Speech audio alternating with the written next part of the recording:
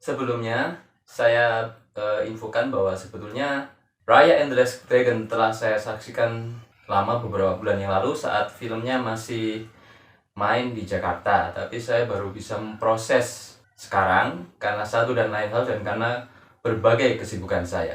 Oke, now let's just hear my review. Raya and the Last Dragon punya trailer yang menarik dan lucu, sehingga saya langsung berancang-ancang buat nonton begitu filmnya beredar di sini.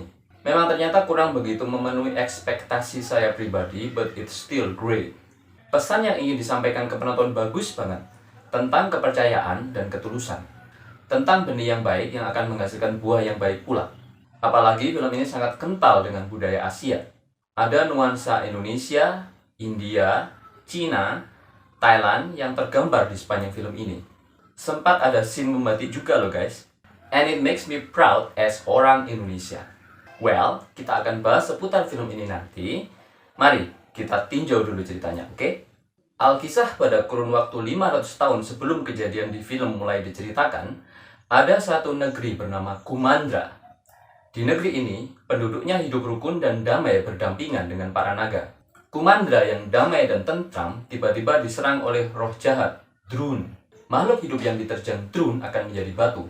Drun juga membuat air menjadi terkuras, sehingga negeri yang sudah dijangkitinya akan menjadi gersang dan kering. Para naga berjuang mati-matian menghadapi Drun. Mereka menciptakan satu bola yang menggabungkan kekuatan mereka sebagai senjata pamungkas menghadapi Drun.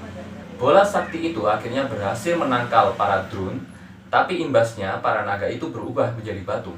Kumandra kemudian terpecah menjadi 5 suku setelah kejadian itu, yaitu Fang atau taring, Heart atau hati, Spine atau tulang belakang, Talon atau cakar, and Tail atau ekor, sesuai dengan nama dari bagian-bagian tubuh naga.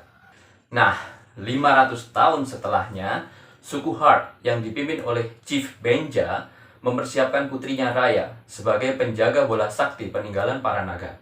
Bola sakti tersebut memang dijaga oleh suku Heart yang dipimpinnya selama ini.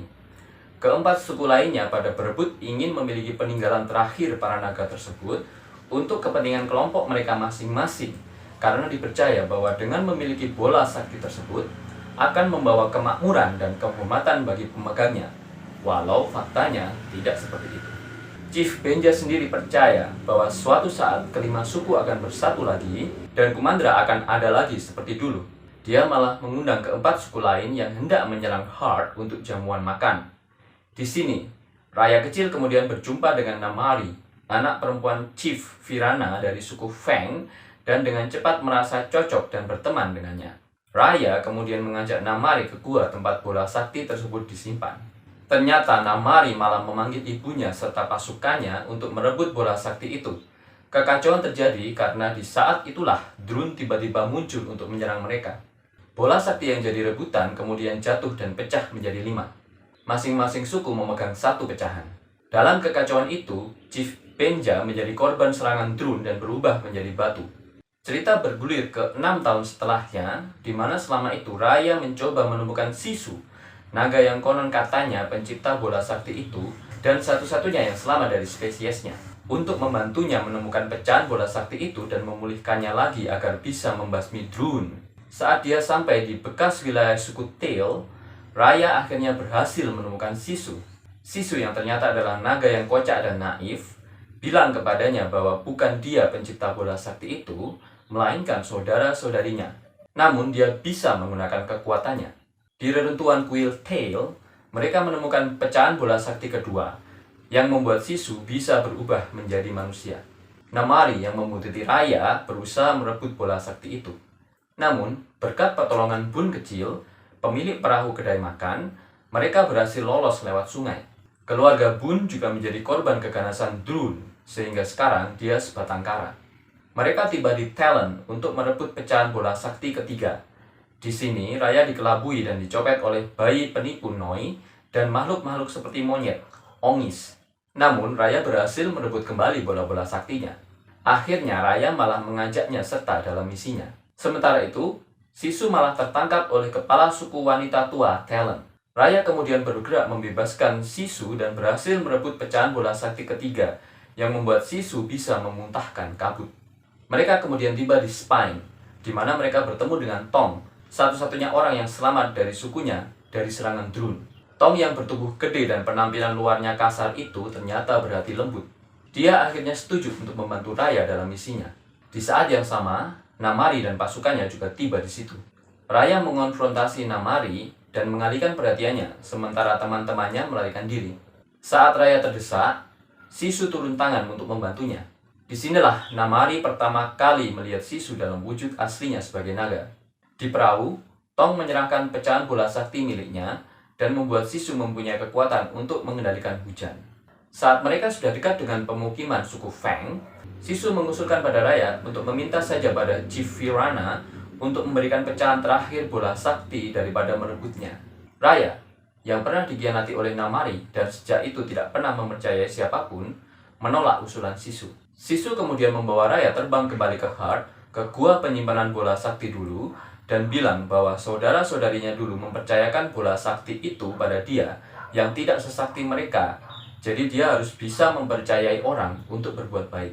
Raya kemudian mengalah. Dia memutuskan untuk mengajak Namari bertemu diam-diam dengan dia.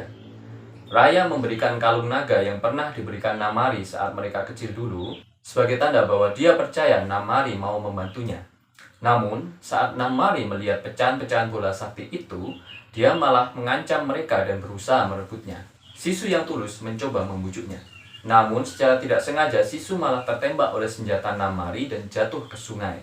Sungainya kemudian mulai mengering. Dengan terjatuhnya Sisu, maka kekuatan pecahan bola-bola sakti mulai memudar, dan Drun mulai menyerang Feng. Raya yang marah pada Namari karena menganggapnya sebagai pembunuh Sisu, menyerangnya, dan mereka berdua kemudian bertarung sengit, sedangkan teman-teman Raya bergerak menyelamatkan orang-orang suku Feng dari serangan Drun. Saat Drun mulai mendesak mendekati Raya dan gengnya, Raya berubah pikiran dan bilang bahwa mereka harus bersatu dan menggabungkan pecahan-pecahan bola sakti itu. Tapi teman-teman segeng Raya tidak mempercayai Namari.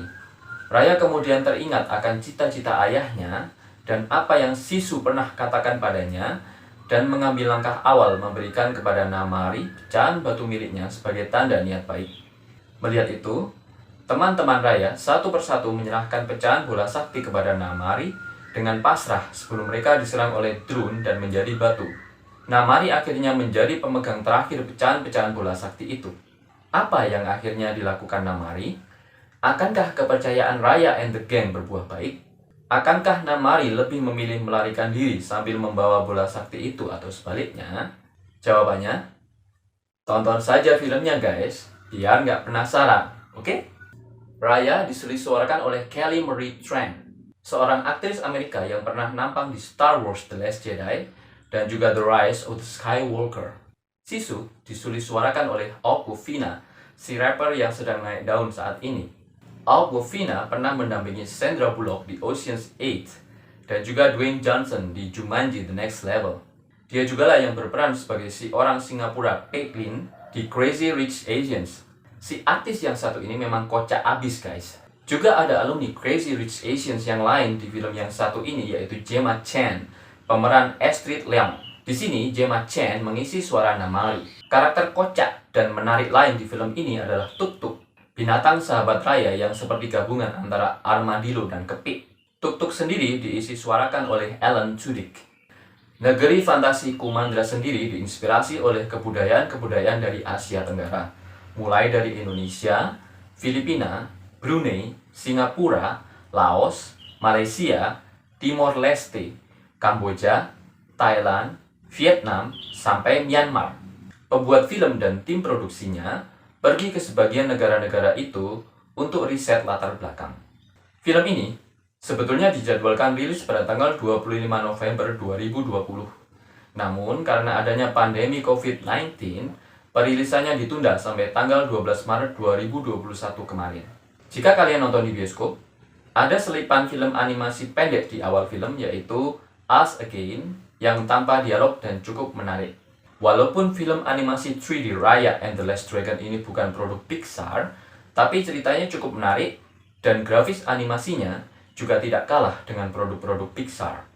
Film ini disutradarai oleh Don Hall dan Carlos Lopez Estrada. Di situs Rotten Tomatoes, film ini mendapat rating 7.70/10 yang menandakan film ini mendapatkan review yang positif. David Fear dari majalah Rolling Stone memberikan bintang 3,5 dari 5 bintang dan memuji performa Kelly Marie Tran dan Awkwafina. Tidak ada romansa karakter utama di film ini, karena karakter utamanya isinya cewek semua, mengingatkan saya pada briefnya Pixar. Tapi itu bagus, sehingga cerita film ini tidak tipikal seperti umumnya film-film Disney zaman dulu. Dengan begitu, Raya sebagai karakter utama jadi berasa tangguh tapi tetap manusiawi. Kelucuan-kelucuan khas Disney tetap terwakilkan pada karakter-karakter seperti Tuk Tuk dan Con Baby Noi. Mungkin nuansa film ini akan terasa sedikit feminis, tapi message yang dikandungnya menurut saya oke banget. Walaupun Moana lebih memorable dibandingkan Raya. Itu menurut saya loh. Lagu Lead the Way yang dibawakan oleh Jenny Aiko juga cukup bagus, enak didengar, dan isinya benar-benar mewakili cerita yang terkandung dalam Raya and the Last Dragon. Jika kalian menonton filmnya, senjata Raya mirip keris tapi gede. Menurut produsernya, Osnat Schurer, hal itu memang diinspirasi dari keris asal Indonesia. Juga ada nuansa pencaksilat saat adegan berantemnya guys. Ada juga unsur wayang kulit dan gamelan di pemukiman suku Hart pas di awal film. Menarik juga loh, melihat representasi budaya Indonesia di film internasional seperti ini. Membuat kita bangga akan budaya Indonesia loh guys. Oke, sekian dulu dari saya di episode ini. Hopefully you enjoy my program. See you in my next episode. Bye.